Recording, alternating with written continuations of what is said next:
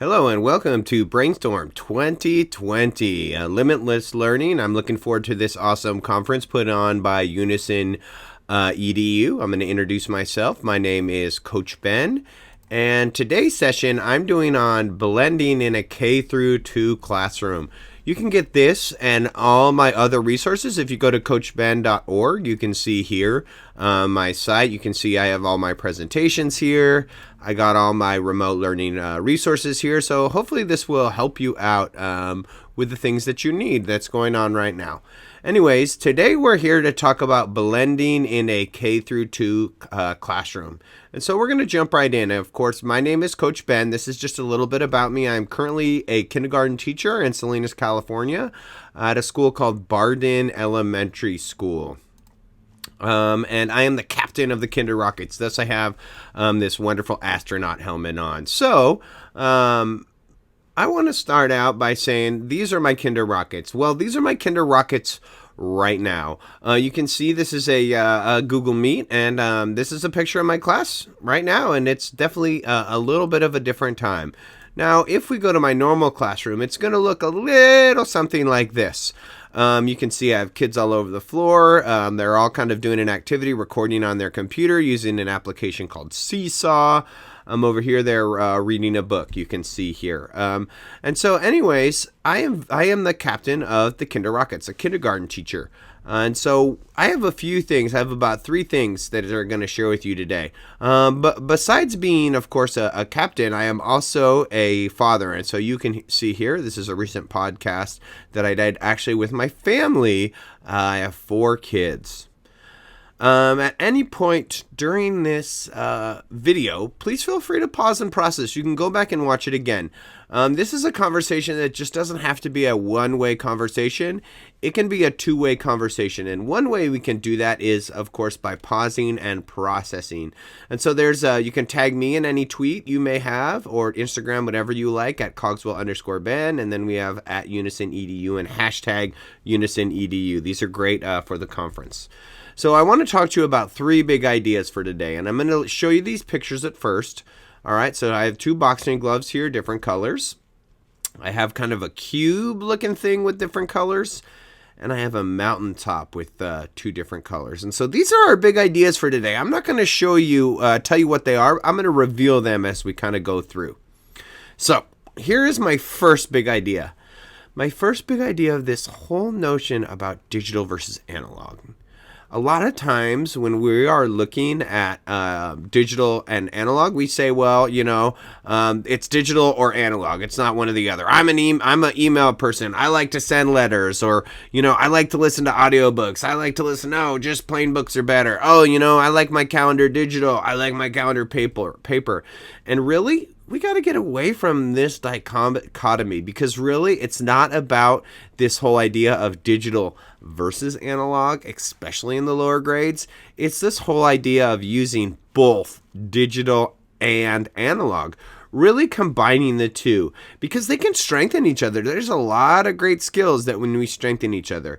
And so in this section, I have some examples. I'm not going to show you all the examples. You can kind of go back. Again, these slides are available at coachben.org at any time. So I want to start off with this example. By the way, anything you can see, you can click on this presentation. Again, you can get this presentation at coachben.org. A lot of the things you can see, you can click on, like this SeeSaw activity. So for example, I want you to think about what I have here. I have digital and I have analog. Now, let's look at the things that we see here. Well, it looks like on this side over here, I can see some writing. I can play with my tablet and my friends too. I can see good finger spaces. I can see mostly correct spelling with the exception of tablet. I got my picture, which matches the writing. All right. Over here, I can see, again, capital letters. I can see sentences. I can see periods. I can see punctuation. I can see finger spaces. Well, here's my point. Whether we're doing digitally or whether we're doing it analog, these are both skills that can support each other. When kids are being able to get in both, I feel like they're really getting a deeper understanding of things like of the parts of a sentence. For example, finger spaces, the finger space bar. In both of these sentences, there's finger space bar. Maybe kids don't understand it in one area, but maybe they do in the other area. Periods. Both of them have periods, right? Being able to show what they know in multiple modes really strengthens the kids' learning, right? Again, this is something that we do both digital and we do analog. It's not about doing one or the other. It's about doing both. Again, another example that you see here, digital and analog. This isn't a this or a that. On the right over here, you can see perhaps these are 10 frames. This is an activity, and guess what the kids are doing? They're counting to 100. They're counting each of their snacks. They're eating each of their snacks. It's the 100th day of school. Now, if we look on the left side, guess what? Counting to 100s. But something you don't see on the left side over here is the fact that students are actually recording their thinking and recording their counting. Practicing counting with manipulatives, practicing counting digitally and recording. Digital and analog. Both of the tasks are equally important. Here's another task that we think traditionally would be a digital task. What is it? It's coding. And so you can see here on the right in the picture, you can see there's a shapes mat here. Students are communicating with each other. They're having to get this little B-bot here from this blue triangle maybe to the red square. They need to use lots of language. They need a code. They need to problem solve. Again, this is a B-bot. When we look at the left, this is an activity called Codable, which lets younger kids code and show problem solving. Coding is great for problem solving. Now, do I just want to use the coding on the computer? No, because it's not as going to be as rich for the students. I also really want to think about including the coding with hands, whether it's with Legos, whether it's with these B-bots. Again, digital and analog. All of these tasks, you can see both of them. Digital calendar, analog calendar. Students participating in both of them, showing what they know on the carpet, showing what they know in the computer. Again, when they do this, they're able to participate as a group. They're able to see me manipulate it, and then they're able to actually go in and manipulate it themselves. Digital and analog. Right? And so what might this look like now? You can see now this is a program. It's called SeeSaw. And it's great because if you look at this lesson here, this SeeSaw lesson here, this is analog instruction. I did a mini lesson and I recorded it. This was going on a letter hunt. We're actually manipulating the letters. Then students are getting to go ahead and manipulate it digitally. And so even now when students are at home, being able to show them digitally and maybe practice analog. Students don't all have a letter set at home, so that maybe they need to be able to have access like this. You can find the YouTube tutorial here. Again, all these links, if you go to coachben.org and look for this presentation, K-2 blending, this recording will be there. Also, guess what? The slides will be there. So again, here you can see on this, you really see, right? Here's the instruction. It's analog. We're looking at the letters, right? We're rearranging the letters here to make sure they're in the right spot. On the right side, the students did the same thing, right? Analog, manipulatives, right? Not because I call it analog because it's not just pencil and paper. Digital, being able to do it in this program called SeeSaw. Analog, digital, right? It's not this or that. It's being able to do both to support each other.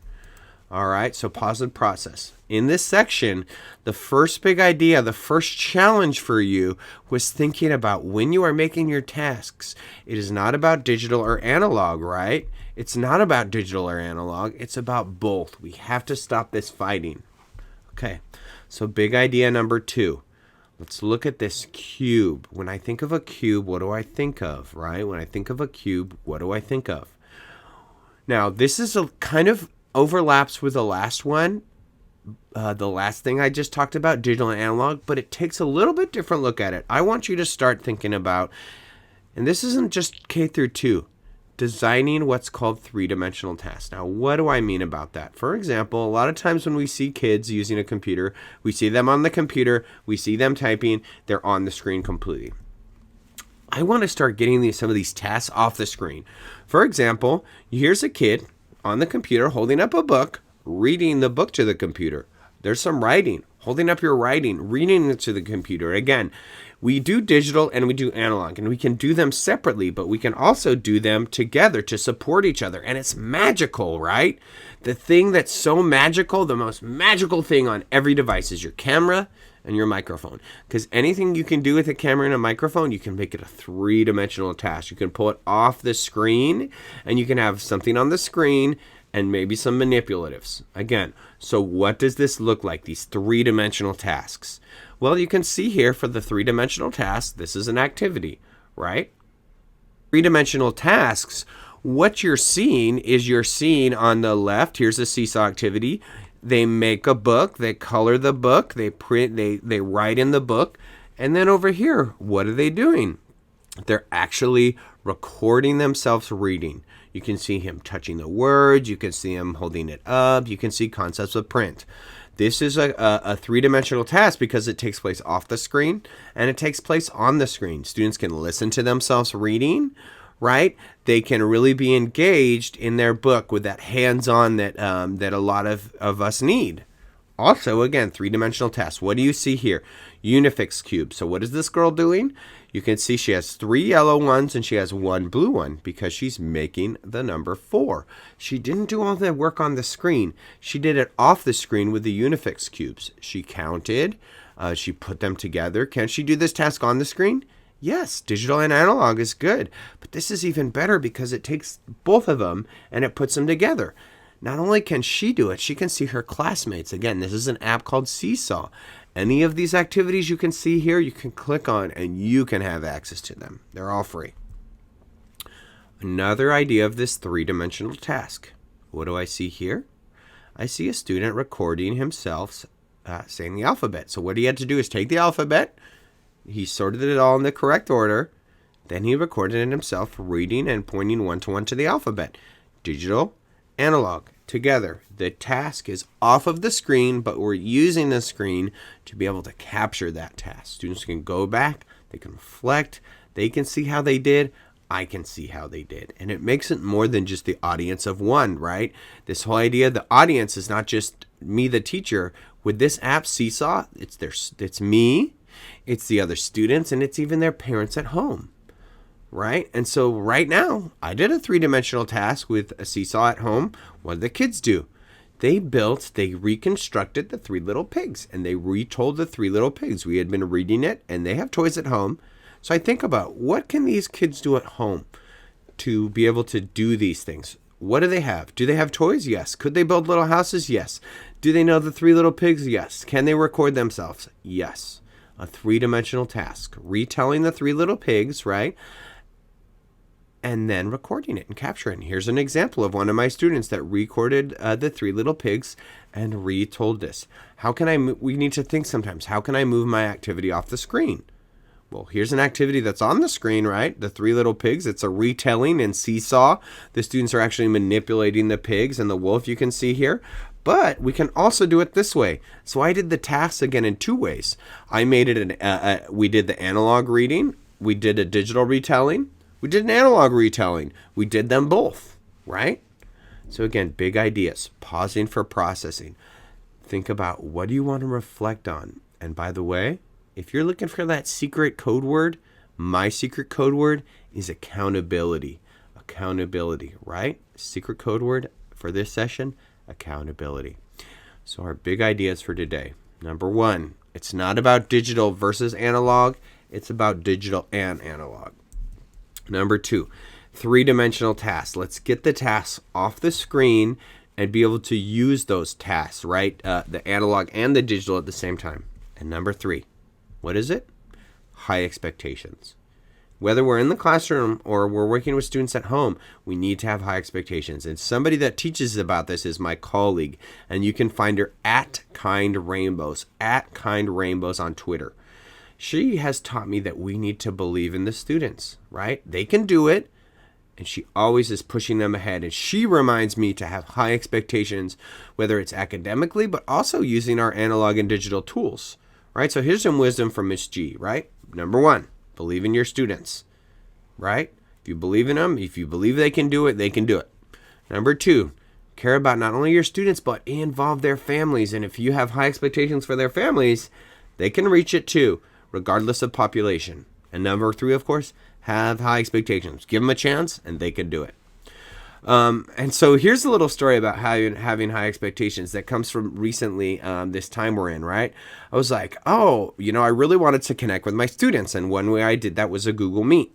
But I was like feeling like, I don't know if they can do it. We've never done it in class. I'm not sure if we can do it. But you know who did it? My friend, Ms. Gutierrez. She did it. She made this PowerPoint. You can see here. You can click on it. You can copy it. Everything's at coachben.org. And then I had made this video for families to be able to use this tool called SeeSaw. It's free to connect in Google Meet. We're a Google-based district, and there's lots of different things you can do. But she believed they could did it. She did it. And she encouraged me. And you know what? They did it. They did it, right? You can have high expectations for your students. Believe in them. They can do it. So again, pause and process. What were those three big ideas that we saw? What are the three big ideas? Remember, tweet it out. Capture those moments. The great thing is, maybe you're going to look back and see a tweet from a few weeks ago if you're watching this later, and you can really interact with that person. Or if you have any questions, reach out to me.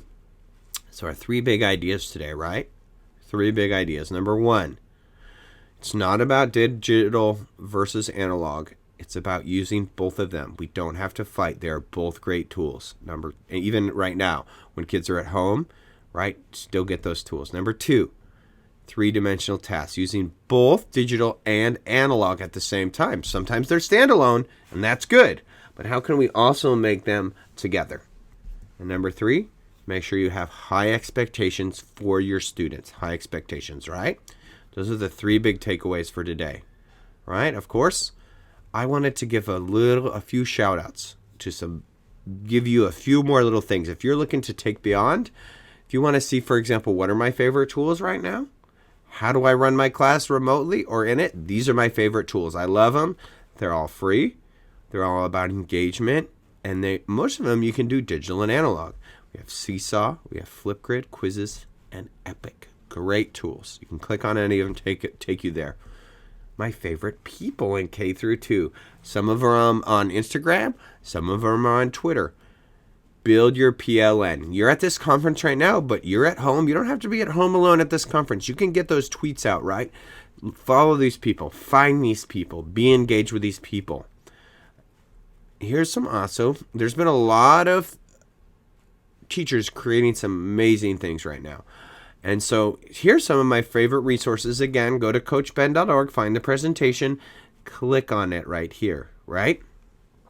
There's a bunch of resources here that people have put in. Add your own resources for remote learning. How have you been creative? Finally, I want to give some shout outs as well to some people that have really been great support. Some other people you can follow on Twitter. They're doing some great stuff right now. Alisal edtech Spec, New Impulse, and See Thinks. Wonderful people. And if you want any of my stuff, here's all the things you can access my stuff. You can go to coachben.org. You saw that. That's where this presentation is. If you're curious what my kindergarten classroom looks like, just go to kindrockets.org. And this is my whole kindergarten classroom right here. You can see it online. You can see what I'm doing right now. Okay, you can also find me on Twitter, two different, my classroom account or my personal account, or on Facebook as well. So again, what have you learned? What are your big takeaways from this session? Pause and process. Remember, at any point you can rewind this and watch it again. So again, our big ideas for today. It's not about analog versus digital. It's about using both of them. It's about making tasks that are three-dimensional sometimes, that we can have analog and digital working together and having high expectations. If you'd like to get a hold of me, these are all the different ways you can get a hold of me. Again, you can go to this presentation. You can give me feedback on this presentation if you would like. Click on that link. The slides are at coachben.org, right? The session was K-2 blending. It's going to be one of the top ones for now. I really want to give a big thank you to Brainstorm 2020 with Limitless Learning. Thanks to our sponsors. Remember to enjoy your sessions and do your best. Thanks for watching. Bye-bye. Thank you.